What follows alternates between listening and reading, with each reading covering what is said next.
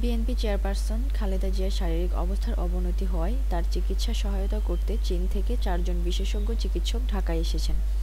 বুধবার রাতে তারা রাজধানীর এভারকেয়ার হাসপাতালে পৌঁছান। একই দিনে সকালে লন্ডন থেকে ঢাকায় এসে চিকিৎসা কার্যক্রমে যুক্ত হন প্রখ্যাত বিশেষজ্ঞ চিকিৎসক রিচার্ড বেলে।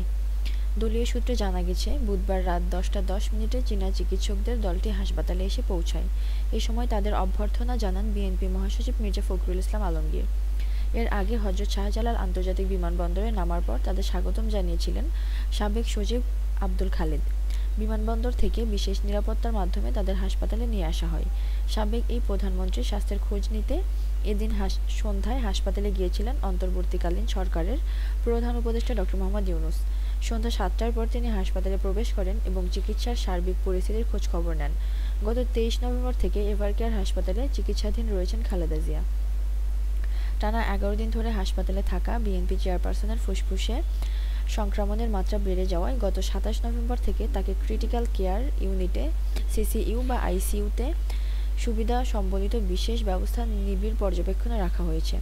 খালেদা জিয়ার চিকিৎসায় গঠিত মেডিকেল বোর্ডের নেতৃত্ব দিচ্ছেন অধ্যাপক শাহাবুদ্দিন তালুকদার।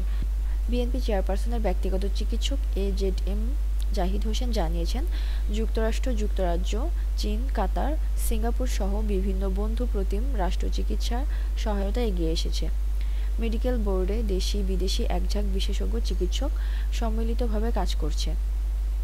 এই বোর্ডে অধ্যাপক এফ.এম. সিদ্দিকী, অধ্যাপক নুরুদ্দিন আহমেদ, অধ্যাপক শামসুল আরিফিন সহ যুক্তরাষ্ট্র ও যুক্তরাজ্যের একাধিক চিকিৎসক এবং ড.